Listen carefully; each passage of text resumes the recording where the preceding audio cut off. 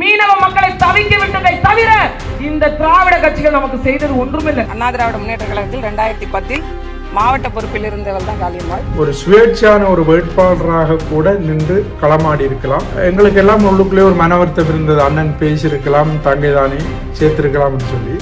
ஆனால் இன்னும் ஒரு ஊழல் கட்சியில் எவ்வளவு ஊழல் விஷயங்களை எல்லாம் நீங்கள் பேசியிருப்பீர்கள் என்பதை சிந்தித்து பாருங்கள். என்னடா தம்பி கதைக்கிறானுங்க சந்தி வெளியில, எப்படி அண்டா நேத்திய அடி கதிர வெளியில, சந்தி வெளியில. வணக்கம் நண்பர்களே, இன்னைக்கு என்ன முக்கியமான செய்தின்னு சொன்னால், சிலருக்கு இந்த செய்தி கொஞ்சம் அதிர்ச்சியாக இருக்கலாம், சிலருக்கு மகிழ்ச்சியாக இருக்கலாம். ஆனால் எனக்கு கொஞ்சம் கவலையாக தான் இருக்கிறது. ஆனாலும் எல்லாத்தையுமே கடந்து போக வேண்டியதுதான் தமிழ் தேசத்துக்கு தேவையாக இருக்கிறது. அந்த வகையில் என்ன விஷயம்னு சொன்னால், முன்னாள் நாம் தமிழர் கட்சியினுடைய உறுப்பினராக இருந்த காளியம்மா அவர்கள் கடந்த ஒரு வருடமாக கட்சியிலிருந்து தன்னை விடுவித்து கொண்டு இருந்தார். இன்று எடப்பாடியார் தலைமையிலே அண்ணா திராவிட முன்னேற்ற கழகத்தில் தன்னை இணைத்து கொண்டிருக்கிறார். அதான் செய்தி. அங்கு இணைந்த பிறகு வந்து செய்தியாளர்களை சந்திக்கிறார். செய்தியாளரை சந்திக்கும் பொழுது முதலாவது கேள்வி அவரை பார்த்து வருகிறது என்னென்னு சொன்னால், நீங்கள் 2 திராவிட கட்சிகளையுமே எதிர்த்தீர்களே, இன்று ஒரு திராவிட கட்சியில் இணைந்திருப்பீர்கள் சொல்லி. அதற்கு அவர் உடனடியாக அவருடைய முகம் எப்பவுமே ஒரு பிரகாசமாக பளபளப்பாக இருக்கக்கூடிய ஒரு முகம் அந்த இடத்தில் கொஞ்சம் இருண்டு போகிறது. என்று சொன்னால் அவருக்கு அந்த கேள்வி நெஞ்சுக்குள்ளே பல இன்னல்களை உருவாக்கி இருக்கும். பல சிந்தனைகள் முகத்திலே தெரிகிறது. ஆனால் அவர் அண்ணன் சீமானால் வளர்த்தெடுக்கப்பட்ட ஒருவர் அல்லவா, சுவாரஸ்யமாக அதை பதிலை சொல்லி இருக்கிறது. என்னென்னு சொன்னால், அடிப்படையிலிருந்து வந்த ஒரு தலைவரின் கீழ், கீழ்மட்டத்திலிருந்து வந்த ஒரு தலைவரின் கீழ் நான் என்னை இணைத்து கொண்டிருக்கிறேன் என்று சொல்லியிருக்கிறார். மகிழ்ச்சி, நல்ல பதில்தான். என்னுடைய கேள்வி என்னென்னு சொன்னால், நேரடியாகவே தங்கையிடம் ஒரே ஒரு கேள்வி.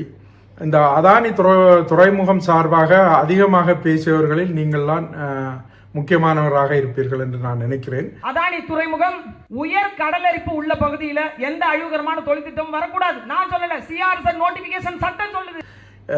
இப்பொழுது நீங்கள் இந்த கட்சியில் சேர்ந்திருக்கிறீர்கள்.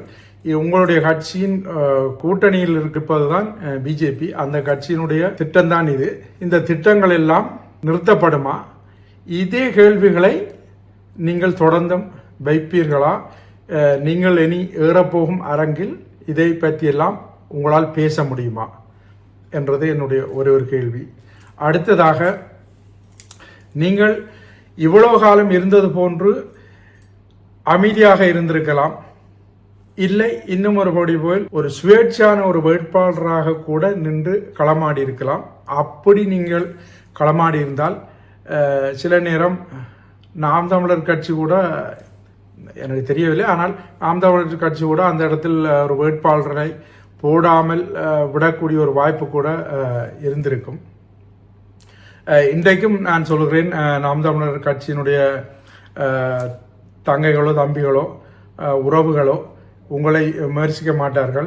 ஏனென்றால் அவர்கள் அந்த பண்பு தெரிந்தவர்கள். இதுவரைக்கும் உங்களை விமர்சிக்கவில்லை, அதே போன்று இனியும் விமர்சிக்க மாட்டார்கள் என்றுதான் நம்புகிறேன். ஆனால் அண்ணன் சீமான் அவர்கள் இந்த முடிவை எடுத்த பொழுது எல்லாருக்குமே ஒரு வருத்தம் இருந்தது.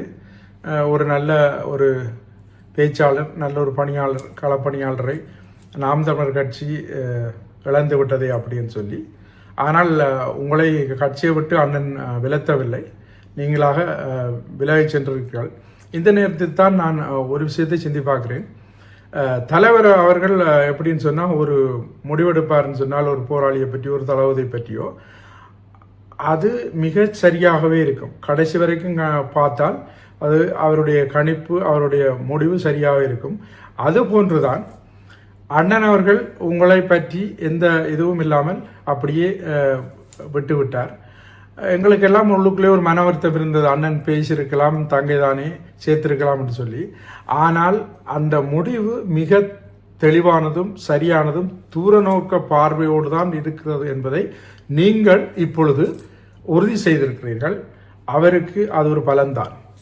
ஏனென்று சொன்னால் நீங்கள் தனியாக இருந்தது போலவே அப்படியே இருந்து மக்களோடு பணி செய்திருக்கலாம், தனியாக ஒரு வேட்பாளராக சுயேட்சையாக நின்றிருக்கலாம். ஆனால் நீங்கள் என்ன செய்திருக்கிறீர்கள், இன்னும் ஒரு ஊழல் கட்சியில் எவ்வளவு ஊழல் விஷயங்களை எல்லாம் நீங்கள் பேசியிருப்பீர்கள் என்பதை சிந்தித்து பாருங்கள்.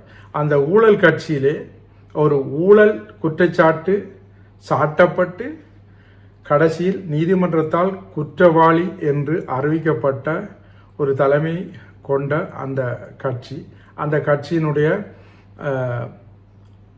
இன்னொரு தலைமை தான் இந்த எடப்பாடி. அண்ணன் எடப்பாடி அடிமட்டத்திலிருந்து வந்தது என்பதோ என்னமோ உண்மையாக இருக்கலாம். ஆனால் அவர்களெல்லாம் சுத்தவாளிகள், இந்த தமிழ்நாட்டுக்கு நன்மை செய்ய போகிறார்கள் என்று சொல்லி நீங்கள் நம்புவது கவலைக்குரிய விஷயம். அது ஒன்றுமே நடக்காது. அவர்களைப் போலத்தான் இவர்கள், இவர்களைப் போலத்தான் அவர்களும் ஆட்சிக்கு தச்சமாய் வந்தால் மீண்டும் இவர்களும் எல்லா கொள்கைகள் எல்லா விஷயங்களையுமே செய்யத்தான் போகிறார்கள். அப்பொழுது நீங்கள் எப்படி முட்டுக் கொடுப்பீர்கள் என்பதை பார்ப்போம்.